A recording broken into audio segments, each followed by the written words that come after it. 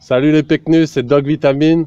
Bienvenue dans cette vidéo du mois de mai. On va voir ensemble tout ce qu'il y a à faire pour le mois de mai, tout ce que nous on a fait ici au mois de mai. Donc c'est ça qu'on est parti. Là ce matin en me réveillant, je me suis dit que j'avais envie de sentir ce que ressentait une salade, voir le contact avec la terre, l'ancrage, tout ça. Et puis de vous à moi, je me fais un peu chier en fait. Donc c'est ça, c'est pour cette vidéo du mois de mai. On est parti. Ah, mais qu'est-ce que tu fais toi? Hey, hey, hey. Arrête. Arrête. Ah.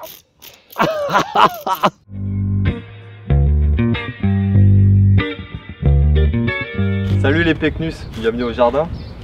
Alors quoi semer en mai? Eh bien je dirais que c'est à peu près comme en avril, le temps est similaire, il fait juste un peu plus chaud, peut-être un peu plus sec. Donc quand vous allez faire vos semis, il faudra pailler et tout ça. Il ne faudra pas oublier de pailler, hein, c'est très important. Alors vous avez les betteraves, vous avez encore les choux, les laitues, vous pouvez encore faire des oignons, tout ça. Mais ce que je vous conseille, c'est de vous procurer ce petit bouquin, ça vaut 10 balles. Hein. Et puis dedans, c'est simple, vous avez tout mois par mois. Et puis ce qui est très important dedans, c'est que vous avez un calendrier lunaire. Il va vous donner les lunes montantes et descendantes.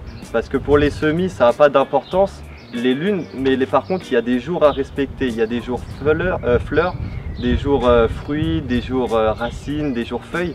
Et il faut respecter par rapport à votre type de fruits. Par exemple, pour les tomates, il faudra faire en jour fruits. Donc si vous avez des graines, il faudra les semer en jour fruits. Mais par contre, si vous avez des plantations à faire quand vous avez fait vos godets, par exemple pour mon chou, qu'on a fait au mois d'avril, que je vous avais dit qu'il faudra préparer vos godets de choux, que c'est beaucoup plus facile, etc. Eh bien, il faudra le faire en lune descendante. Parce que la lune montante, en fait, c'est pas bon pour transplanter en fait tout ce que vous avez préparé, tous vos semis en godet cet hiver. Il faudra faire ça en lune descendante. Donc, si vous procurez ce bouquin, bah, ce sera très simple en fait. Vous avez juste à regarder période de plantation, lune descendante, tout ça, et puis c'est vraiment très bien expliqué. Ensuite, quand vous allez faire vos planches, hein, je vous le répète déjà depuis quelques mois, il faudra faire des associations de culture. Mais ce qui est important, ce sera de réfléchir aussi à comment vous allez faire vos surfaces en fait, comment vous allez occuper les buts. Donc nous regardez ici, on a fait des tomates et on a mis des salades. Comme ça en fait on occupe l'espace et sur les rebords on a mis des fraisiers. Et comme ça on a des petites fraises à manger, on a de la salade, on a des tomates. Tout ça vient chacun son temps. On a aussi mis des petites fleurs, on a mis des soucis, des œillets d'Inde, on a mis des capucines. Les capucines ça se mange, c'est même un peu piquant, c'est sympa à manger. Les fleurs en fait ce que ça fait c'est que ça va attirer les pollinisateurs, Gilles en avait parlé le mois dernier. Les pollinisateurs qui vont polliniser aussi vos tomates et donc vous allez avoir de jolies tomates. Donc en fait le but que je vous dis de la surface sur votre surface de culture, c'est vraiment d'occuper le plus possible. Parce que là qu'il commence à faire chaud tout ça, et ben vous allez arroser quasiment tous les jours. Le truc c'est qu'il va falloir vraiment occuper le terrain juste pour que l'humidité en fait elle se garde sous la salade. C'est toujours à peu près humide même en pleine journée. Donc le truc c'est que ça garde l'humidité et c'est bien pour la vie microbienne. Mais le truc c'est que si vous l'occupez pas, au moins vous paillez sur les surfaces. Nous là on l'a pas encore fait sur celle-là parce qu'on va planter des poireaux, mais vous devez toujours garder une surface couverte, c'est important. Et ce qu'on a fait aussi avec les fraises, en fait c'est que là pour l'instant cette année on vient de les transplanter en lune descendante, mais l'année prochaine en fait c'est qu'elles vont occuper toute la surface parce qu'elles vont continuer à se multiplier. Elles vont se multiplier et elles vont prendre toute la surface Donc après on n'aura plus besoin de mettre des fraisiers comme ça un peu éparses. On pourra juste finalement remettre des tomates qui apprécient d'être au même endroit d'une année sur l'autre. Vous aurez juste à en fait finalement faire un peu d'espace et mettre vos tomates parce que finalement les fraises elles vont prendre tout cet espace. Donc si vous respectez ces 2-3 règles, vous allez réduire les quantités d'eau que vous allez devoir mettre. Vous allez avoir des fruits plus, on va dire qu'ils vont chercher plus de nutriments la journée, ils vont moins souffrir de la sécheresse. Là hier il a fait 40 degrés, donc couvrir comme ça, ça devient réellement important. Et puis vous allez aussi augmenter finalement le nombre de légumes que vous allez avoir par mètre carré, parce que si vous avez juste 2 pieds de tomates mais il n'y a pas de salade entre les deux, vous allez avoir des tomates mais vous n'allez pas avoir de salade. C'est logique encore une fois.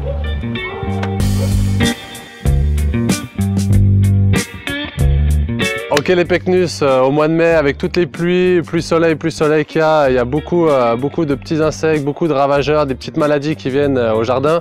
Donc on va voir ensemble ce mois-ci comment traiter son jardin naturellement. Premièrement, les escargots et les limaces qui sont ici notre premier prédateur sur le jardin.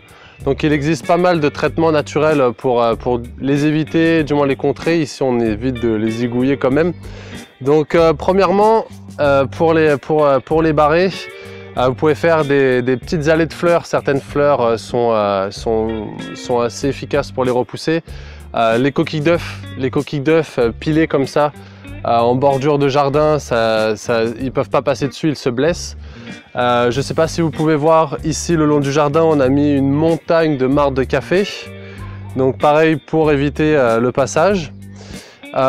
Sinon, le sel, c'est pas terrible pour les sols, mais certains l'utilisent, et au même titre que le formol, il y a du formol utilisable en agriculture biologique.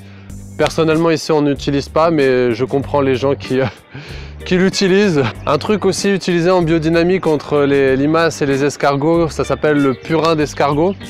C'est-à-dire ça consiste à ramasser une petite cinquantaine de nuisibles, de limaces, ce que vous voulez.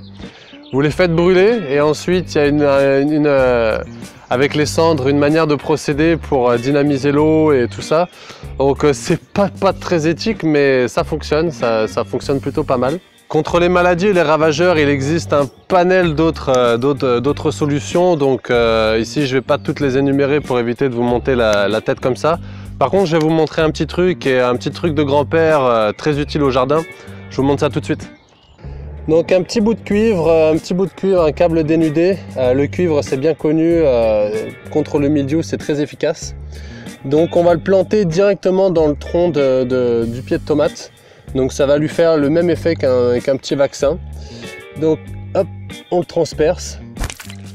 Et voilà, comme ça, on le laisse. Donc si vous voulez éviter de piquer directement dans la plante, il y a une autre méthode qui marche bien, qui s'appelle la méthode de la spine ou de la spirale. Donc en fait ça consiste à planter le câble de cuivre dans le sol. Donc ça marche mieux avec du 3.5, vaut mieux privilégier le câble 3.5. Donc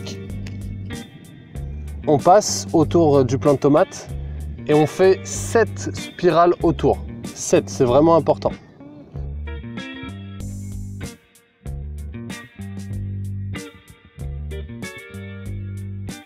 Donc arrivé à la 7e spirale, prenez une petite boussole, vous regardez où se situe le nord et vous mettez la tige qui dépasse en direction du nord. Donc ça c'est vraiment la méthode ad hoc que je vous donne. C'est très utilisé pour les traitements des arbres fruitiers, pour les pieds de tomates, pour tous les arbustes, tout ça. C'est vraiment un gros remède naturel très efficace contre maladies et ravageurs. N'hésitez pas à l'utiliser. Un dernier point, donc intéressez-vous à tout ce qui est engrais répulsifs utilisés en biodynamie. C'est très intéressant. Aujourd'hui il y a une large gamme de produits. Je pense notamment à la bouse de Mariatoun, la bouse de corne aussi qui est sympa. Donc ici on l'utilise. Pour vous expliquer vite, la bouse de corne en fait on l'utilise pour dynamiser le sol. Donc pour vous expliquer, dans le sol il y a environ 10% de bactéries qui sont nuisibles au développement. qui favorisent la maladie, le champignon, etc. 10% de bactéries qui sont favorables à la croissance, favorables aux plantes, etc. Et 80% de masse neutre. Donc en fait, cette 80% de masse neutre va là où les 10% dominants sont. Donc la bouse de corne en fait est un gros stimulus sur les 10% favorables. Donc c'est très important de l'utiliser. Aujourd'hui, tous les vignerons en biodynamie, ceux qui utilisent zéro sulfite, quasiment tous utilisent la bouse de corne.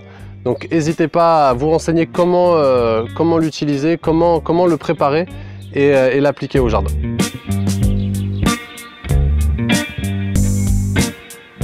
Salut les gars, c'est Big Will. C'est le mois de mai, donc les premières chaleurs d'été arrivent. Donc qu'est-ce qu'on doit faire? Eh ben, il faut repailler ses sols et désherber. Pour repailler ses sols, il suffit juste d'utiliser de la tonte d'herbe, donc de pelouse, que vous avez autour de chez vous. Ou si jamais vous n'avez pas de pelouse, peut-être que vous avez des fermes aux alentours de chez vous qui peuvent vous fournir du foin, si au mieux non traité. Sinon on fait avec ce qu'on a et on repaille avec ce qu'on a, quoi. Si vous avez dépaillé avant de replanter vos semis, il suffit juste de mettre vos semis dans la tranchée, puis de repailler autour. Ça permet de garder l'humidité et ça évite l'apparition des mauvaises herbes. Voilà. Donc on fait comme ceci et tout ira bien. Ça ne sert à rien de trop pailler car ça peut empêcher la sortie des plantules et du coup la mort de la plante. Donc maintenant on passe au désherbage. Alors pour désherber, il n'y a pas mieux que ces petites mimines et un petit couteau. Et du coup, alors on va récupérer la mauvaise herbe comme ça. Et puis on va la couper. Hop, je suis en train de l'arracher, mais bon. Allez. Hop là. Et voilà, on a notre mauvaise herbe. Voilà, couteau, main, il n'y a pas mieux. Sinon, il y a d'autres techniques, il y a un brûleur, donc brûleur, c'est style de brûleur à gaz qu'on peut utiliser dans une allée où on souhaite vraiment désherber, enlever les herbes qui sont indésirables pour nous. Et sinon, il n'y a pas mieux que l'eau chaude, hop, que l'on verse sur la zone désirée. Et ça enlèvera la plante, ça enlèvera les mauvaises herbes ou les herbes indésirables qui sont dans les lieux non désirés. Beaucoup de désir.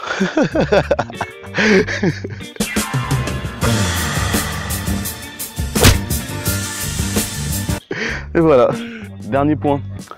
Si vous avez des fraisiers, il ne faut pas oublier de pailler sous les fraisiers parce que si les fraisiers sont en contact direct avec le sol, ça fait pourrir les fraises. Donc c'est simple, hein. On récupère la paille et puis on met le tout autour. Hop, comme ça. Hop là.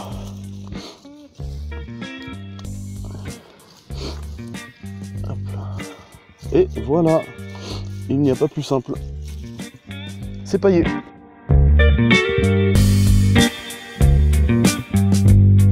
Ok les Pecnus, petit topic sur l'arrosage. Donc au mois de mai, il y a un peu moins de pluie qu'en mars-avril.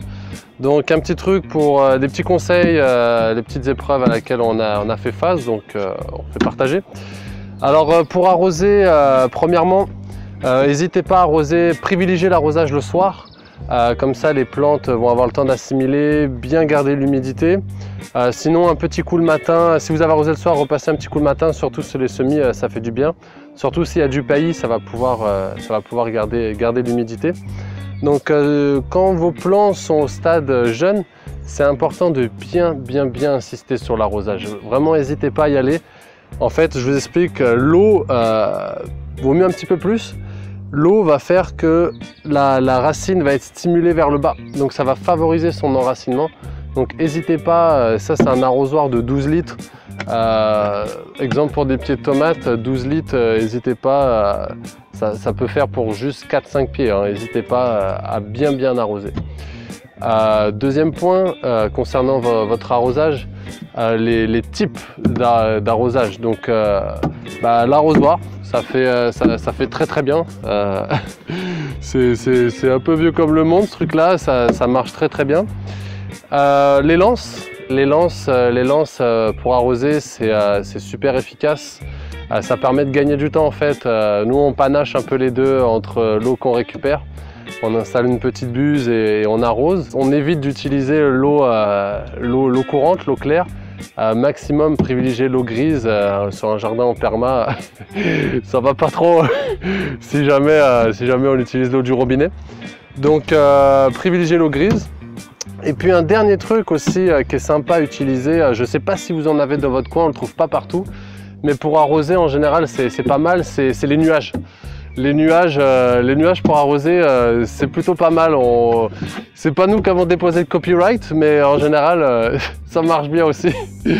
Un petit point concernant la stratégie à adopter pour votre arrosage. Rapprochez vos emplacements, vos points d'eau de vos cultures. Évitez les allers-retours. Évitez les allers-retours. Les allers-retours, c'est ce qui va vous faire perdre du temps. Donc sur une surface comme ça de 300 mètres carrés de surface utile à peu près, ça met environ 1 heure à arroser. Donc si en plus vous rallongez avec les allers-retours, vous n'allez pas vous en sortir. Donc un point pour finir, les plants comme le radis, les salades, tout ça, n'hésitez pas à bien arroser. En fait, plus vous allez arroser, plus ils vont être doux à consommer. Donc ceux-là, ils sont assez costauds. Quand on laisse le radis un peu trop longtemps, il devient assez fort, donc n'hésitez pas à l'arroser. Oh putain. Ouais.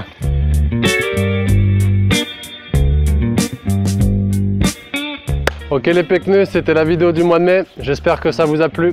Donc un petit peu notre actualité ici, qu'est-ce qu'on a fait nous au mois de mai? Donc on a semé, on a planté, etc. comme on vous a expliqué. On a commencé à installer nos systèmes d'eau, donc récupération d'eau de pluie avec la cuve, mettre en place la lance, tout ça. Donc ça c'était sur le point de vue technique. Après sinon on a organisé la fête des voisins ici sur le jardin. Donc c'était un bon moment social, de communauté, de partage. Donc c'est ça aussi le jardin. Je dédicace cette vidéo au partage, à l'amitié et puis la main entre tout le monde. Donc j'espère que ça vous a plu et on se retrouve pour la prochaine fois.